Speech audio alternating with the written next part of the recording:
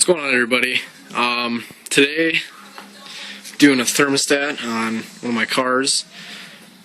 It's a 1990 Honda Accord, so I figured might as well make a video of how to do it. The location of it, not a lot of people know. That I've seen a lot of people asking on different forums and stuff. Easiest way to find it, and you can't really see. There we go. Follow the lower radiator hose from the bottom of the radiator, follow it all the way up under the air box, and then it goes right to right here. The thermostat is inside this little housing right here. So obviously the first step is moving your air box, and also removing the air tube. There's one vacuum line that goes from the valve cover right into there. Disconnect that, and then one back here as well. This one. So you want to remove both of those.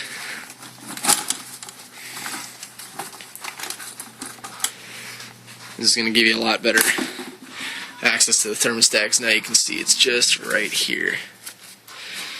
Obviously this is the electrical connector right there for it. Also, just a side note, you probably want to put some sort of like bucket or something to catch all the fluids. I just put a white thing under there. Also jacked up the car a little bit, kind of give it some clearance so you can fit something under there. Because when you take this hose off, most of the time, not always, but if it's a cold engine, probably not a lot of coolant's going to spill out, but you don't want that stuff on your garage floor because it takes forever to wash off, so just a heads up. Alright, so now cut the radiator hose off, as you can see. See in there, that's actually the thermostat. And like I said, coolant got everywhere, so that's why you want to put something to catch it. Obviously, like the hose here is full of coolant, so I'm going to take this old t-shirt and stuff it in there so it doesn't drain all over the place and make a mess. Alright, so now that we went ahead and plugged that, set it aside, there's 3 bolts on the thermostat housing. There's one up on the left side here, one over here, and then one down below.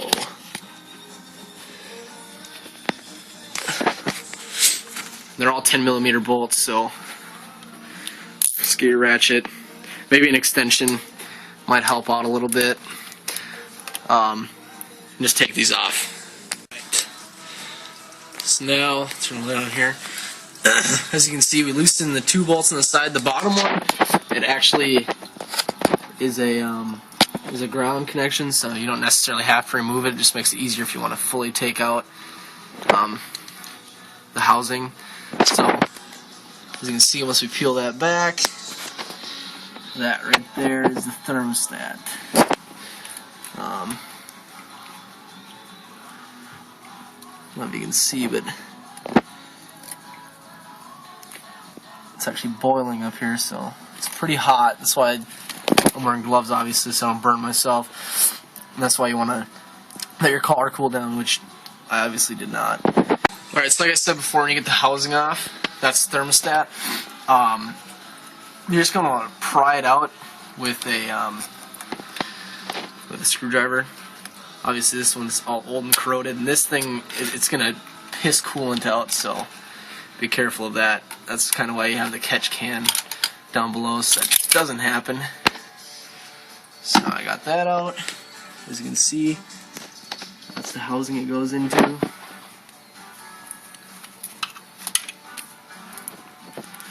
And there you go. There's your thermostat. This one looks to be in good condition. Other than a little bit of corroding, but I'm going to replace it anyways. Alright, so just went to AutoZone here.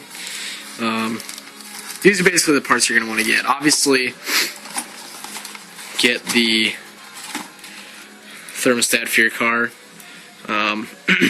Also, when you get it, make sure it matches up with the old one. As well as the rubber gasket that goes around the rim of the thermostat itself. Altogether, it was like $12.95, and I've only been working on this car for like, I don't know, less than 10 minutes, so it's a pretty cheap and easy job if you're trying to figure out your overheating issues. So I'm going to turn the camera off now and fit the gasket around this, and start putting it all back together. I'll kind of record here and there as I go. Alright, so I just put the rubber gasket on the thermostat. Here is the old one. As you can see, it's pretty gross and corroded. I mean, the thermostat looks in alright condition, like I said before, but, you know, how sure can you really be? Like I said, it's an $8 thing, so you might as well just replace it. But I put the new one on. Biggest thing to remember is you want to line that little dot, see if we can focus, that little dot with the little arc hit the gasket has. Just as close as you can. Yeah, so that's probably the easiest part done. Now, what comes next is trying to get this all lined up on the inside of the thermostat housing, which should be fairly easy, because as you can see, those two little rubber stoppers go into the two little rubber holes right there. So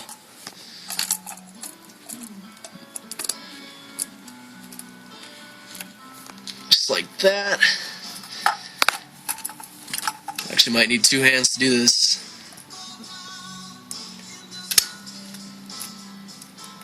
There we go. So now it's in place. Now you can put your thermostat housing back on. Alright, so as you can see, got that bolt and that bolt back in. It's nice and snug. Brand new thermostat in there. So, on the side of your thermostat, reconnect your electrical connector. Make sure it's nice and tight in there. Make sure the tab on the other side clicks in. Now, got the t-shirt still stuffed in here. Actually doesn't have any coolant on it, surprisingly. So, once again, I'm doing this all with one hand, so bear with me here. Most of the coolant's drained down into the radiator again, so once again, still be careful, but by now it should be alright. So, put the hose back on the thermostat housing. I'm going to pause the camera here for a minute, then I'm going to reattach this clamp. You have to have pliers to do it, so. Alright, so got the clamp back on there. Pretty much all there is left to do is put your airbox pieces in, but first thing I'm going to do is first off take off this radiator cap because I'm going to put some more coolant back in. As you can see, it's still pretty full, but I'm going to let it run for a minute without the cap off. Getting your air bubbles out that might have got in during the installation. So with the air box on, go ahead and start the car up really quick. Gotta make sure everything's running alright.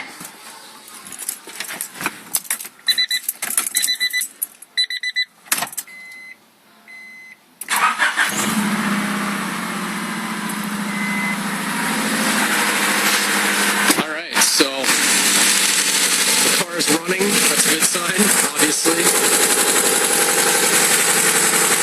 Coolant's overflowed a little bit, but that's not a big deal. Mainly what you want to do with the car running is just check around where you're working for any leaks, coolant spraying out, things like that, in which case you need to retighten all your bolts.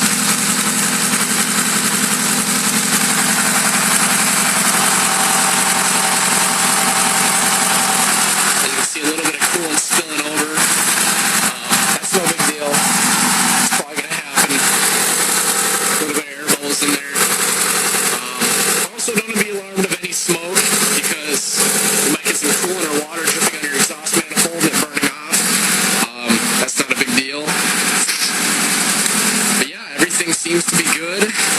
check the temperature gauge in here. That's all good in there, so I'll turn it off here.